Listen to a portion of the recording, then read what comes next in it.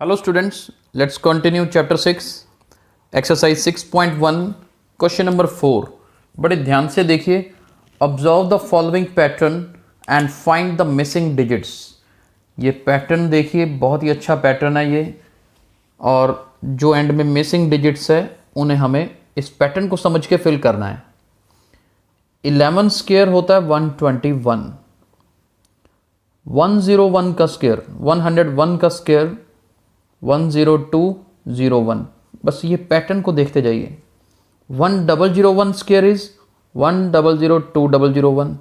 तो यहाँ से क्या एनालाइज किया हमने एनालाइज किया कि जब कोई जीरो नहीं थी तो देखो यहाँ भी 1 2 और 1 के बीच में कोई जीरो नहीं आ रही। जब एक जीरो थी तो देखो 1 2 और 1 के बीच में एक एक जीरो आ रही है। जब 1 और 1 के बीच में दो जीरोज हैं तो 1 2 और 1 के बीच में दो जीरोज आ रही हैं। तो अब हमारे लिए बहुत आसान है। अब यहाँ पे हमें क्या करना है, जीरोज काउंट करनी है। कितनी जीरोज हैं? 4 जीरोज हैं। तो यहाँ पर 4 जीरोज आएंगे जी, 1 2 3 4। ऐसे ही इधर भी 1 2 3 4 जीरोज आएंगे, राइट।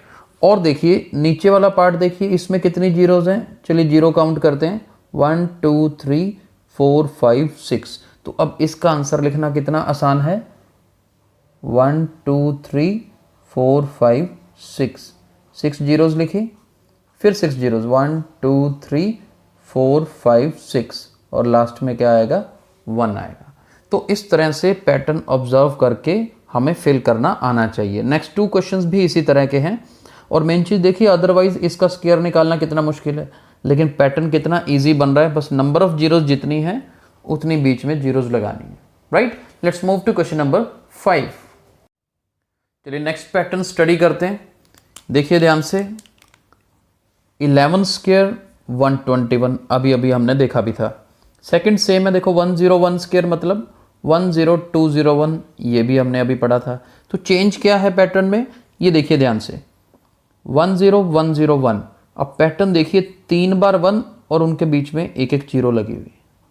इसका आंसर 102030201। कितनी बड़ी कैलकुलेशन है, लेकिन पैटर्न अगर याद हो तो कितनी आसानी से लिखा जा सकता है।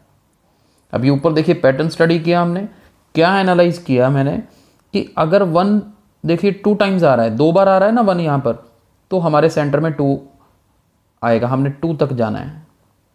1 3 बार आ रहा है तो 3 तक जाना है, राइट। बस इसी चीज़ को एनालाइज करना है। यहाँ पर 1 देखो कितनी बार आ रहा है, 4 टाइम्स है मेरे पास यहाँ पे 1।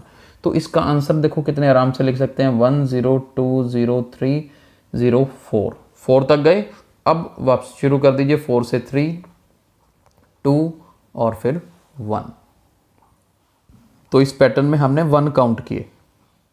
अब यहाँ पे देखो 5 तक जा रहा है ना बीच में मेरा आंसर मैक्सिमम, तो 1 कितनी बार आएगा, 5 बार आएगा। तो याद रखना आसान है, 1 2 हो गया, 3 4 और ये 5, ये इसका स्क्वायर, राइट। तो ये इसका आंसर है। हमें आइडिया कहाँ से हुआ कि 5 आता है बीच में जी, तो यानी कि 1 कितनी बार आना चाहिए, 5 टाइम्स आना चाहिए, राइट। तो पैटर्न बहुत इंटरेस्टिंग है। चलिए नेक्स्ट पैटर्न पे चलते हैं।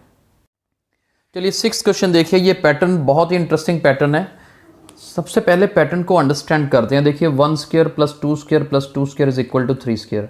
देखिए कैलकुलेशन तो ये ठीक है, लेफ्ट साइड राइट साइड के इक्वल है। 3 स्क्वायर का मतलब 9, इधर 2 स्क्वायर इज 4, 4 प्लस 4 8, 8 प्लस 1 9। तो ये पैटर्न हमें गिवन है, हमें कुछ ब्लैंक्स हैं यहाँ पर, वहाँ हमें अंडरस्टैंड करके पैटर्न को वैल्यूज फिल करनी है। तो देखिए यहाँ पर हमने क्या नोट किया, ये 1 ये 2 ये 2 2 3 6 3 4 और 12। पहले तो इनको देखते हैं, 1 2 ज़र 2, 2 3 ज़र 6, 3 4 ज़र 12 बन रहा है बिल्कुल टेबल इसी तरह से। 3 4 यानी कि इसकी और इसकी प्रोडक्ट तीसरे नंबर पे आ रही है, पहले दोनों की प्रोडक्ट। जैसे यहाँ पर अब ब्लैंक है तो क्या आएगा, 4 5 ज़र 20, तो यहाँ पर क्या होना चाहिए, 20 होना चाहिए। अब इधर 5 को किससे मल्टीप्लाई करें कि 30 आए, 5 6 ज़र 30, तो यहाँ पर 6 होना चाहिए। और इधर देखिए 6 7 ज़र 42, तो यहाँ तक देखिए बिल्कुल आसान। पैटर्न समझ आ गया तो कोई मुश्किल नहीं है। अब इसके बाद ये राइट हैंड साइड को स्टडी करते हैं। यहाँ 2 है तो आगे 3, 6 है तो 7, 12 है तो 13, 20 है तो 21, 30 है तो 31। अब यहाँ पर 42 है, 42 है तो यहाँ पर क्या आएगा, 43 आएगा। तो बहुत ही अच्छा और इंटरेस्टिंग पैटर्न था। हमने आज 3 पैटर्न पढ़े हैं, इनको अच्छे से पढ़िए एक बार दोबारा और याद भी रखिए इस पैटर्न को, राइट। तो कल हम आगे कंटिन्यू करेंगे। Thank you.